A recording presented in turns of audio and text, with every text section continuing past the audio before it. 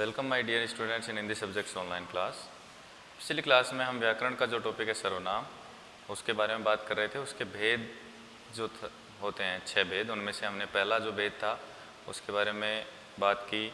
उसके जो प्रकार होते हैं भेद के, जैसे मैंने बात की थी पिछली क्लास में पुरुषवाचक सर्वनाम के बारे में, और उसके अलग अलग जो 3 और प्रकार होते हैं, उत्तम पुरुष, मध्यम पुरुष और अन्य पुरुष, उसके बारे में बात की।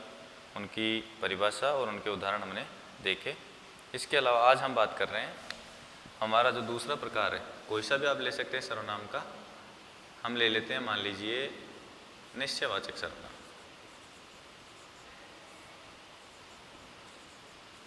दूसरा हमारा जो प्रकार है निश्चयवाचक सर्वनाम। एक बार हम आपको बोल करके बता देते हैं निश्चयवाचक सर्वनाम के बारे में। इसके नाम से आप देखिए, एक बार व्याकरण में सबसे पहले जो नाम होता है ना, उसको एक बार ध्यान से समझना और देखना आवश्यक है। आदि परिभाषा आपको उसके नाम से पता चल जाती है। निश्चय, निश्चय का मतलब निश्चित। अब निश्चित क्या? किसी व्यक्ति या पदार्थ जो हमारे पास में स्थित है या हमसे दूर स्थित है, उसकी तरफ हम संकेत करके अगर कहते हैं तो वहाँ पे जो सर्वनाम हम काम में लेंगे उनको हम बोलेंगे निश्चयवाचक सर्वनाम। पास में कैसे? जैसे मान लीजिए आप क्लास में बैठे हैं, ऑफलाइन हमारी क्लास चल रही है, आप मेरे सामने बैठे हुए हैं, तो मैंने किसी एक बच्चे को, जिसका मैं नाम नहीं जानता, उसकी तरफ मैंने संकेत करते हुए कहा यह बच्चा या यह लड़का काफ़ी देर से आवाज़ कर रहा है। मैंने संकेत किया ना उस बच्चे की तरफ। मेरे पास में स्थित था, मेरे को दिखाई दे रहा था, सामने था, दिखाई दे रहा था, लेकिन पास में होना आवश्यक है। दिखाई तो हो सकता है आपको दूर की चीज़ भी दे, वो नहीं मानी जाएगी। इसमें जैसे मान लीजिए मैंने कहा यह लड़का बहुत आवाज़ कर रहा है, तो वह मेरे निकट स्थित है, तो मैंने यहाँ कौन सा सर्वनाम काम में लिया? यह। अगर मैं कहता जैसे क्लास का अपने गेट खुला हुआ है और बाहर गार्डन के अंदर या अपने जो भी लॉन है उसके अंदर कोई बच्चा खेल रहा है या शैतानी कर रहा है, तो मैंने कहा वह बच्चा शरारतें कर रहा है। मैंने गार्डन की तरफ इशारा करते हुए कहा आपसे कि वह बच्चा शरारतें कर रहा है। तो आपने यहाँ अंतर देखा, मैंने पहले काम में लिया था यह है, दूसरी बार में मैंने काम में लिया वह है। तो इससे हमें ये समझ में आ रहा है दोनों ही हैं तो निश्चयवाचक सर्वनाम।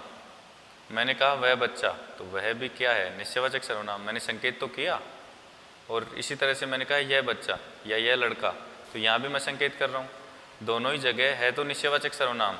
यह भी निश्चयवाचक सर्वनाम है और वह भी निश्चयवाचक सर्वनाम। लेकिन इसमें दोनों में फ़र्क क्या आ गया? पास की चीज़ के लिए या पास के जो भी व्यक्ति या पदार्थ के लिए हमने क्या शब्द काम में लिया? यह है। अगर ग्रुप की बात कर रहा होता मैं, जैसे मान लीजिए आप पूरी क्लास है, मैं अगर ये कहता ये कक्षा या ये बच्चे, मैं ग्रुप की बात कर रहा हूँ ना। जैसे ही मैंने एक से ज़्यादा की बात की, प्लूरल की बात की, तो मैं इसमें काम में लूँगा ये। और जैसे बाहर बच्चे खेल रहे हैं बहुत सारे, मैंने कहा ये बच्चे, तो मैंने वहाँ वे बच्चे, ये बच्चे नहीं सॉरी, हम उनके लिए कहेंगे वे बच्चे। दूर जो स्थित बच्चे हैं, पास में होंगे उनके लिए हम बात करेंगे ये बच्चे, और दूर जो खेल रहे हैं उनके लिए हम काम में लेंगे वे बच्चे। तो यहाँ अपने को 4 निश्चयवाचक सर्वनाम पता चले, यह, वह, ये और वे। परिभाषा एक बार रिपीट करने हैं हम। वे सभी मतलब सर्वनाम शब्द जो हमारे पास में स्थित या हमसे दूर स्थित वस्तु की ओर संकेत करते हैं, उन्हें हम क्या कहते हैं? निश्चयवाचक सर्वनाम। और वस्तु निश्चित होनी चाहिए। निश्चित का मतलब हमें दिख रही है, हमें पता है। वे सर्वनाम जो किसी पास स्थित या दूर स्थित, दूर में एक बार वापस से अच्छे से लिख देता हूँ,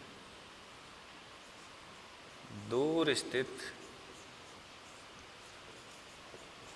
व्यक्ति, व्यक्ति के अंदर एक ध्यान रखना सब शामिल हो जाते हैं, छोटे बड़े बच्चे महिला सब। व्यक्ति या पदार्थ की ओर संकेत करते हैं। यहाँ व्यक्ति से पहले एक चीज़ कर लीजिए आप,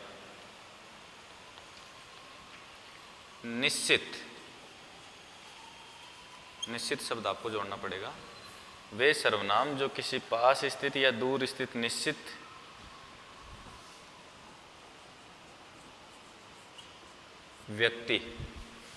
व्यक्ति या पदार्थ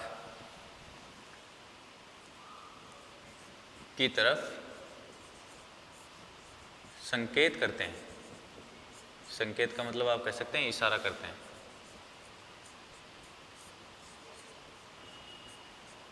निश्चयवाचक सर्वनाम कहलाते हैं।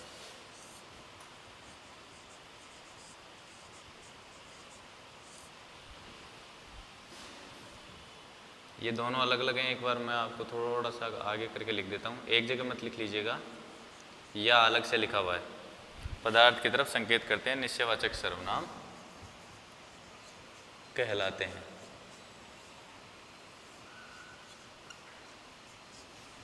एक बार ये लिख लीजिए। इसके नीचे मैं आपको बाद में कौन कौन से होते हैं निश्चयवाचक सर्वनाम वो भी लिखवाता हूँ। एक बार इसको लिखिए।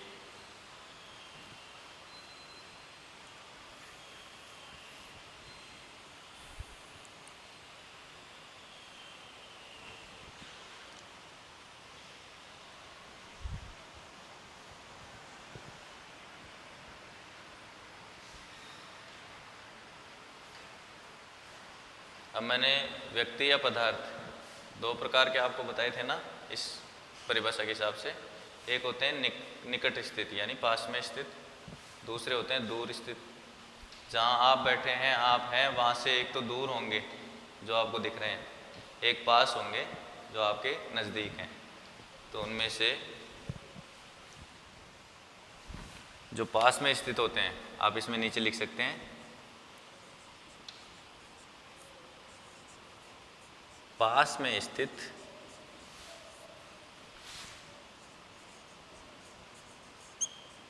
व्यक्ति या पदार्थ के लिए क्या काम में ले रहे थे हम?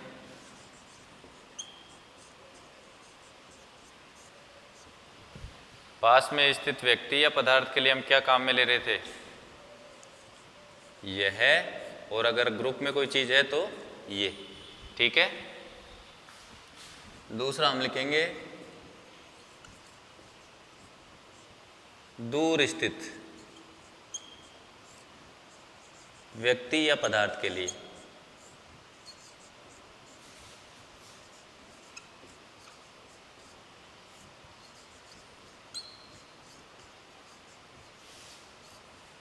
उसके लिए हम काम में ले रहे हैं वह और वे। ठीक है। ये चार प्रकार के जो मैंने आपको बताए निश्चयवाचक सर्वनाम, आप इनको याद रखिएगा। जो निकट में स्थित होते हैं व्यक्ति या पदार्थ, उनके लिए हम काम में ले रहे हैं यह और ये। दूर स्थित, दूर का मतलब आपसे दूर, जो आपको दिख रहे हैं लेकिन आपसे दूर हैं, उनके लिए हम काम में लेंगे वह और वे। लिख लीजिए। इसके बाद जो भी अगला जो इसका प्रकार है, कोई सा भी एक प्रकार हम अगली क्लास में लेंगे, उसकी परिभाषा जानेंगे और उसके उदाहरणों के बारे में बात करेंगे। आज की क्लास में इतना ही। धन्यवाद।